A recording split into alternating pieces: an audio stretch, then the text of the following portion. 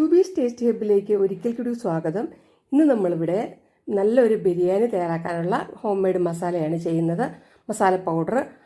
അപ്പോൾ ഇത് നല്ല സ്മെല്ല് വരുന്നുണ്ട്. ഇത് പൊടിച്ചപ്പോൾ പാത്രത്തിലേക്ക് ഇട്ടപ്പോൾ ഇതിനകത്ത് നമുക്ക് ഇത് എന്തൊക്കെയാണ് ചേർക്കേണ്ടതെന്ന് നോക്കിയിട്ട് വരാം. ഇത് ബിരിയാണിക്ക് മാത്രമല്ല കേട്ടോ, മുട്ടക്കറിക്കോ ഇറച്ചിക്കറിക്കോ ഒക്കെ ചേർക്കാൻ പറ്റും. നന്നായിട്ട് പൊടിച്ചിട്ട് പാത്രത്തിൽ അടച്ചു വെച്ചാൽ മതി.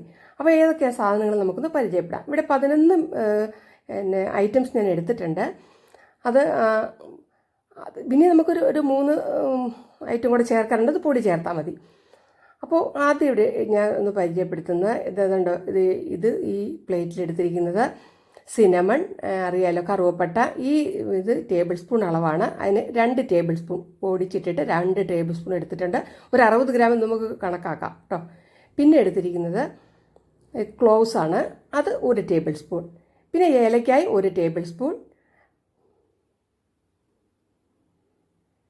മറ്റേ സ്റ്റാർ അനൈസ് അതൊരു 6-7 എണ്ണം വരെ എടുത്തിട്ടുണ്ട്. അത് കൂടി പോകരുത് കേട്ടോ, കൂടിപ്പോയാൽ വേറൊരു ടേസ്റ്റായി പോവും. ഇത് പെരിഞ്ജീരകം 2 സ്പൂണ്, കുരുമുളക് 1 സ്പൂണ്, ബേ ലീഫ് 6-7 എണ്ണം, ഞാനത് മുറിച്ചിട്ടിരിക്കുന്നതാണ്. പിന്നെ ഇത് ജാതിക്ക 1 എണ്ണം ഞാൻ പൊട്ടിച്ചെടുത്ത് വെച്ചിരിക്കുന്നതാണ്. ഇത് ജാതിപത്രി ഒരു സ്പൂണുണ്ട്, 2 ജാതിക്കയുടെ പത്രി. ഇത് സാജീര, നമുക്കറിയാമല്ലോ, ബിരിയാണി കടയിലൊക്കെ വാങ്ങിക്കാൻ കിട്ടും. ഇത് ക്യുമിൻ, ചെറിയ ജീരകം.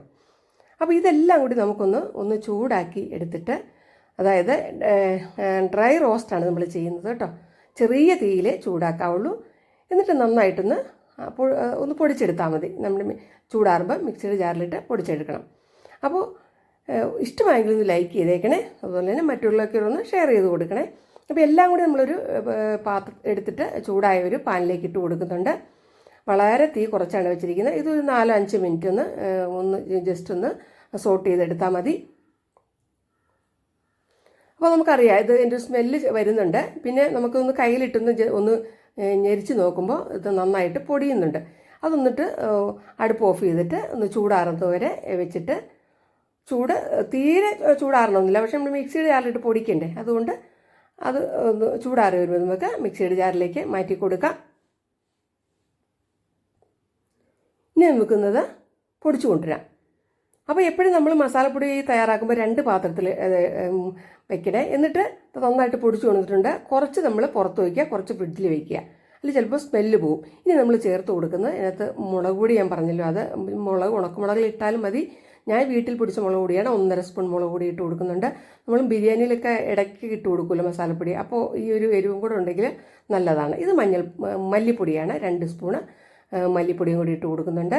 എല്ലാം വീട്ടിൽ പൊടിച്ച പൊടി തന്നെയാണ്. പിന്നെ മഞ്ഞൾപ്പൊടി ഒരു 1/2 ടേബിൾ സ്പൂൺ ഇട്ട് കൊടുക്കുന്നുണ്ട്. ഇതൊന്ന് മിക്സ് ചെയ്തിട്ട് പാത്രത്തിലിട്ട് അടച്ച് വെച്ചാൽ മതി. അപ്പോൾ ആദ്യമായിട്ട് കാണുന്നവരാണെങ്കിൽ എൻ്റെ ചാനൽ സബ്സ്ക്രൈബ് സപ്പോർട്ട് ചെയ്യണേ. അടുത്ത നല്ല വീഡിയോയിൽ വീണ്ടും നമുക്ക് കാണാം. Thanks for watching.